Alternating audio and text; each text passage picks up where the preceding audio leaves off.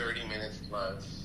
We eat 60 minutes. It's more normal, and sometimes we go over that.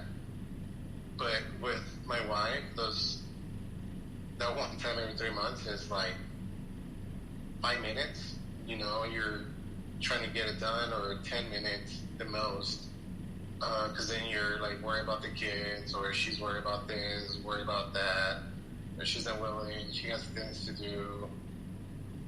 That's my experience. It's hard for her to connect. There's it sounds like she's got some stuff that she needs to work on, and not to say it's ever one-sided. It's usually both sides, but I know this is a tough question, Mario, but how do you make peace with your religion, your spirituality, and what is directly opposed to it in your beliefs, and that is having two women there? It's a struggle. First, because in Catholics, you don't cheat. You make votes that you're going to be with that person until death, and so it's hard. It's a struggle, but I try to make peace with myself and continue with the marriage, continue with my life, and at the same time, having my girlfriend together and continue with her, and it's a struggle. I appreciate your honesty about that. I think in a lot of the religions, this is a basic, I wouldn't say a lot, I don't even know if it's true, a majority of the religions, this is one of the covenants. How have you thought about where this is going in the future? Did you know it was going to be a long-term thing?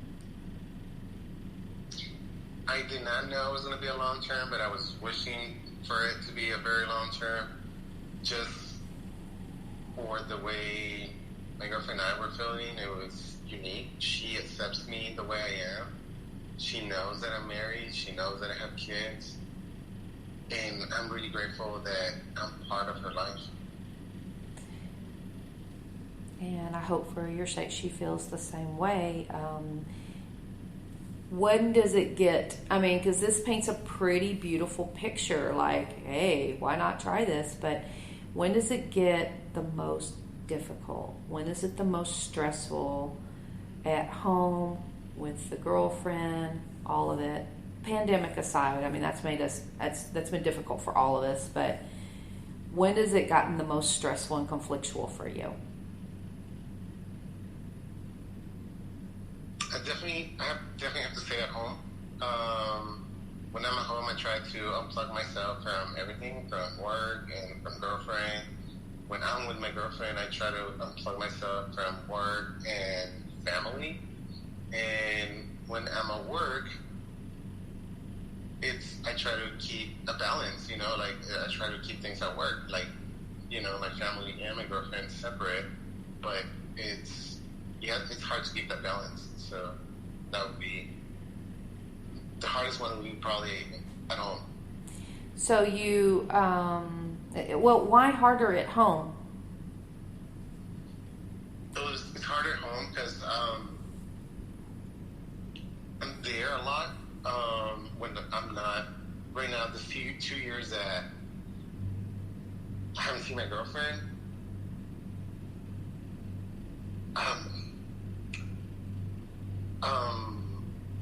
at home is like I miss her, so I'll make an excuse or something to be back at work and call her, be with her, make connection with her, connect with my girlfriend.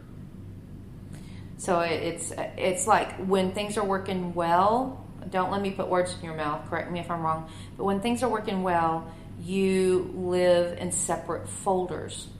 Work, home, husband, father, girlfriend, boyfriend. You've got the separate folders when it's working smoothly, but when those tend to interlap is when your values get in conflict. Yes. So then you try to balance them again. It has to be... And it's hard. It's a conflict, yes. It has to be very much a conflict. It's like the different roles. And the truth is, you're not that out of the ordinary. Most of us have different hats, so to speak. We live in different folders, but it's particularly depending on the person's personality style. It can be really difficult. Like some are more affected by their values being in conflict than others. You know, and obviously you've navigated that folder dance for 4 years. It's a long time. Yeah, and I wish it kept getting longer and longer. So you have no desire for this to stop? No. What would stop it? What things would stop it? I'm sure you've thought about this. My girlfriend will stop it. I think she has my life in her hands. Whenever she will say, this is it, this is done, that's when everything will break, I think. But as long as she keeps me in her life, then I'm happy. Well, you can't possibly know this, but what has she said? Is how does this work for her? When is it hard for her? We talk about this, and I told her whenever she was ready, if she finds somebody better than, me, or being things better that I can offer to her, that I was willing to step down and let her move on into her life. She's a wonderful person. I'm pretty sure a lot of males are after her too, but she's very faithful with me. So it'll be her call. It will not be my call. I really love her, and I can't do that. So you sound pretty confident that she's faithful and loyal. Yes. Yes. Has she said what it's like to have this, I'm assuming, long distance relationship and not have you there beside her all the time? 2 years is a long time for both of you. But you've got somebody in your house, and assuming she doesn't, it's a long time. It's very hard on her side. She is a very attractive woman, and she has her own curves. So I'm pretty sure it's very difficult for her to be committed to our relationship. Has she said that? Yes. That it's hard for her to commit? Like she gets tempted to go out? She doesn't get tempted to go out. She thinks about it. Because she has told me about occasions that other people have approached her and told her things, and that she doesn't, because she loves me as well. And I truly believe her that she does. And that's why we try to communicate as much as we can, keep this part alive until this pandemic goes away, and then we can see each other physically and meet our needs, our emotions, mentally, physical, and emotionally. Well, and you did say she's an older woman? Yes. So I'm 35, she's 45. Okay. So there's a couple of things going on here. The good news is that in general, this is a very global generalization, but women typically, if their emotional needs are met, we can go, if need be, longer periods without the physical connection. Our needs, for a lot of us, can be taken care of completely, and this is certainly proven with social media, by verbal, by quality time, by connection, and of course, love language figures into that and all that. The bad news is that she's in the midlife, which typically is that is a higher sex drive for women. That's when a man starts to kind of wane, and so that would be the difficult part of that. But I'm sure that you guys are making peace with it, or it would not have gone this long, and it doesn't sound like this is a relationship that's very conflictual. It's not explosive, I guess. Yes, you're right. What about at home? I'm trying to paint for the audience a picture of what your life is like at home, what your life is like with this person. In your life, and all these folders: work, wife, family, girlfriend. Are these all pretty calm places for you, or any of them explosive? So like you said, there are different folders. My wife is 34, so she's only a year younger than I am. And I try to keep folders separate. Mm-hmm. It sounds like it's very important. It has to be, because one mistake in either side, it could be bad. It could be a divorce if my wife finds out that I have a girlfriend. She for sure is going to be a divorce. And then she's not going to let me see my kids. And I want to keep that peace. I want to raise my kids. I want to be able to provide and be there for my kids. So you really do kind of have it all, I guess, in some ways. Not to paint this as a cakewalk, because I think we've established it's not. But you have it all.